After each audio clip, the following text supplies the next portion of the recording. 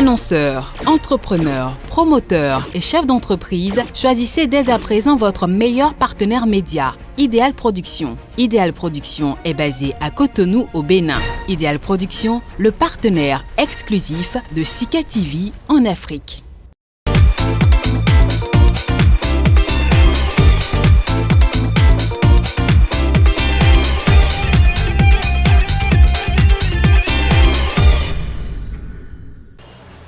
Le Cameroun a obtenu un accord préliminaire avec les services du Fonds monétaire international pour la mise en place d'un nouveau programme de soutien économique.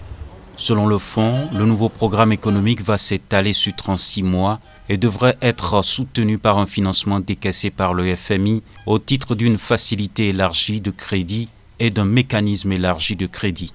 L'objectif du nouveau plan est de soutenir la stratégie nationale de développement du Cameroun couvrant la période 2020-2030.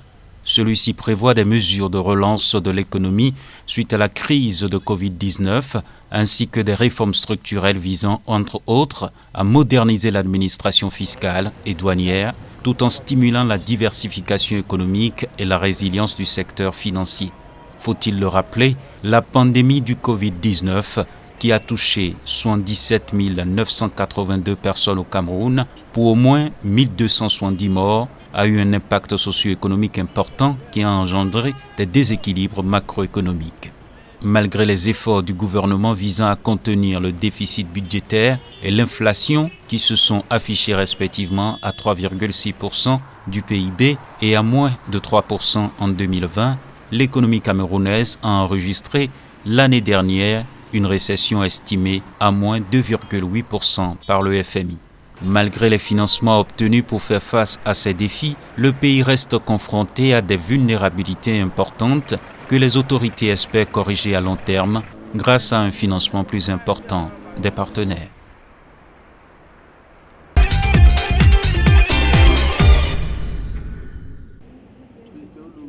En Afrique de l'Ouest, le segment de l'égrenage reprendra des couleurs en 2021-2022. Durant la dite saison, la production de coton-fibre est en effet prévue pour grimper à 1,46 million de tonnes, soit une hausse de 38% par rapport au volume de la campagne précédente qui était d'1 million de tonnes et un nouveau record.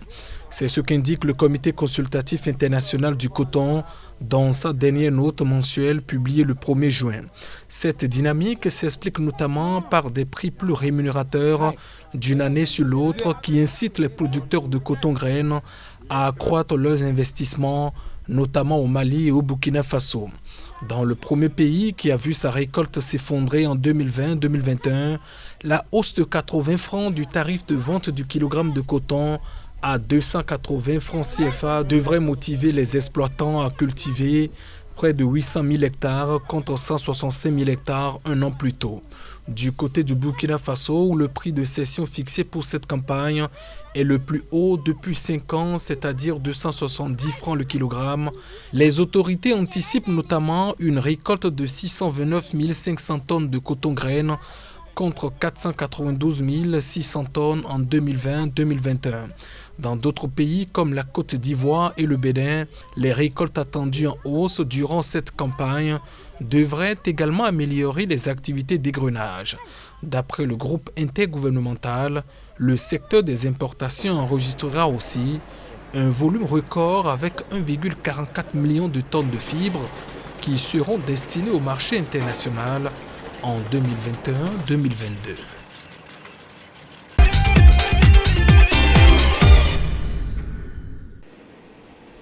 Le ministre libyen du pétrole a déclaré que le pays espérait augmenter la production pétrolière à 4 millions de barils par jour d'ici 1 an. L'objectif initial pour l'année prochaine était d'environ 2 millions de barils par jour. Pour y arriver, les autorités libyennes comptent sur la mise en production de plusieurs projets existants avec le retour des compagnies qui ont quitté le pays pendant la guerre, mais aussi sur la France. En effet, des contrats ont été signés avec Total Energy pour remettre en service certains des champs pétroliers détruits au cours des 10 dernières années. Parmi ces périmètres, le champ Mabrouk, dont la production dépasse 4000 barils par jour, sera prochainement développé par le géant français. C'est un projet colossal qui, en cas de succès, devrait faire de la Libye le plus grand producteur de pétrole en Afrique et l'un des plus importants du monde. Bien qu'il soit exempté de réduction de quotas de production, le pays pourrait surtout se heurter à des restrictions de l'Organisation des pays exportateurs de pétrole dont il est membre, car le cartel cherche à équilibrer son offre.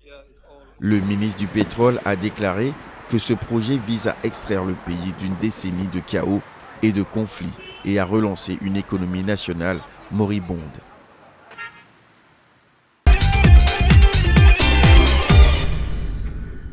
La situation n'est pas brillante aux États-Unis et au Brésil, deux pays où se fait 60% de la transformation des oranges en jus concentré. Les pays de culture de l'orange de table, notamment l'Espagne et l'Afrique du Sud, ne sont eux pas soumis aux mêmes problématiques.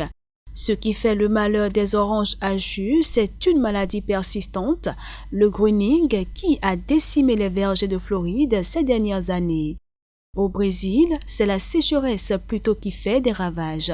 La campagne brésilienne qui commence ce mois-ci devrait être meilleure que celle de l'année dernière, ce qui fait 2 années de faible production d'affilée. Le scénario est d'autant plus inédit que les stocks ont aussi fondu au Brésil, premier transformateur mondial d'oranges à jus en concentré. Les estimations brésiliennes donnent des stocks pour la fin du mois de juin à 270 000 tonnes contre 470 000 l'année dernière. Généralement, une année de stock bas est vite contrebalancée par une grosse récolte derrière, ce qui ne sera pas le cas. Ces deux ingrédients plaident pour une envolée des prix. Mais la faible demande vient tempérer cette hausse, car la consommation de jus d'orange est en baisse aux États-Unis. C'est une tendance de fond bien ancrée, notamment parce que l'orange n'a pas bonne presse et qu'elle est assimilée à un produit sucré plus qu'à un aliment de santé. La combinaison de ces 3 facteurs annonce une lente remontée des cours qui se dessine déjà. En ce début d'année 2021, la tonne de concentré arrivée au port de Rotterdam valait $1 800. Elle vaut aujourd'hui autour de $1 900 et les experts l'attendent encore au-delà des $2 000 d'ici la fin de l'année.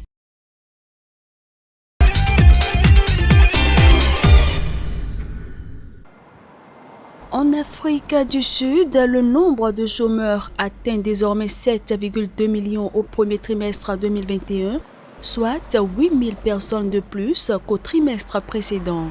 C'est l'un des chiffres les plus hauts depuis le début du calcul de cette statistique trimestrielle en 2008, selon le patron de l'Organisme national des statistiques.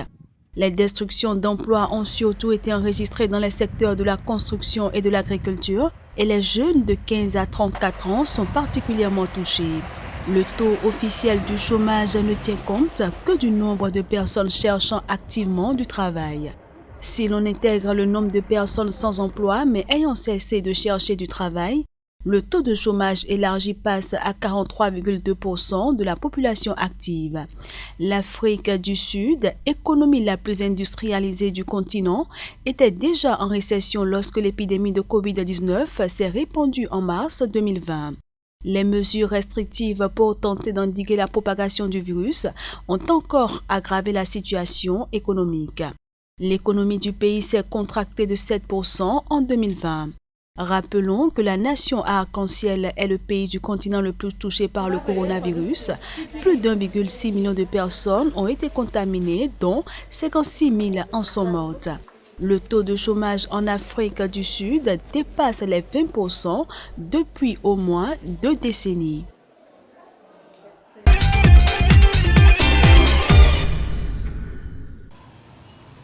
L'Ouganda a obtenu un accord pour la mise en place d'un programme du Fonds monétaire international soutenu par un financement afin de contribuer à la reprise économique du pays. Le programme, qui devrait s'étaler sur 3 ans, s'inscrit dans le cadre d'une facilité élargie de crédit et devrait être appuyé par un financement de $1 milliard. Il est destiné à faire face à l'impact à court terme de la Covid-19 et à contribuer à la reprise de l'Ouganda en préservant la stabilité macroéconomique et en générant une croissance plus inclusive. Le programme prévoit aussi une refonte du système de gestion du budget et l'amélioration du climat des affaires dans le pays. Il faudra alors mettre l'accent sur la gestion appropriée des investissements publics, la réduction des arriérés intérieurs et le renforcement de la gestion de la trésorerie et permettre une participation réelle du secteur privé. À terme, le programme envisage un retour à l'assainissement budgétaire fondé sur les recettes tout en augmentant les dépenses sociales prioritaires, notamment pour les vaccins Covid-19 et la protection des ménages vulnérables, ainsi que des investissements plus efficaces dans les infrastructures. Pour rappel, en 2020, l'Ouganda avait mis en place un plan de riposte assez strict pour réduire au maximum la propagation du coronavirus. Les principales mesures qui avaient été prises ont eu de lourdes conséquences sur l'économie du pays.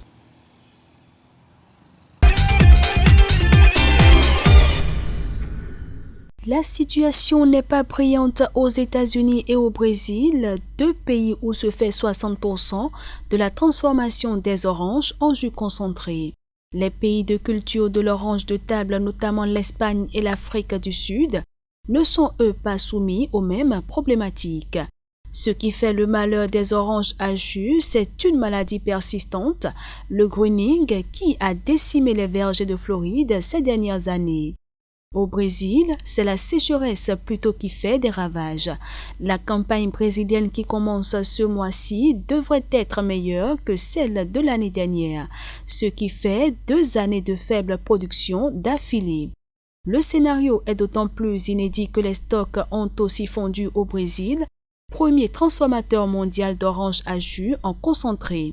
Les estimations brésiliennes donnent des stocks pour la fin du mois de juin à 270 000 tonnes contre 470 000 l'année dernière. Généralement, une année de stock bas est vite contrebalancée par une grosse récolte derrière, ce qui ne sera pas le cas. Ces deux ingrédients plaident pour une envolée des prix. Mais la faible demande vient tempérer cette hausse, car la consommation de jus d'orange est en baisse aux États-Unis. C'est une tendance de fond bien ancrée, notamment parce que l'orange n'a pas bonne presse et qu'elle est assimilée à un produit sucré plus qu'à un aliment de santé. La combinaison de ces trois facteurs annonce une lente remontée des cours qui se dessine déjà. En ce début d'année 2021, la tonne de concentré arrivée au port de Rotterdam valait $1 800. Elle vaut aujourd'hui autour de $1 900 et les experts l'attendent encore au-delà des $2 000 d'ici la fin de l'année.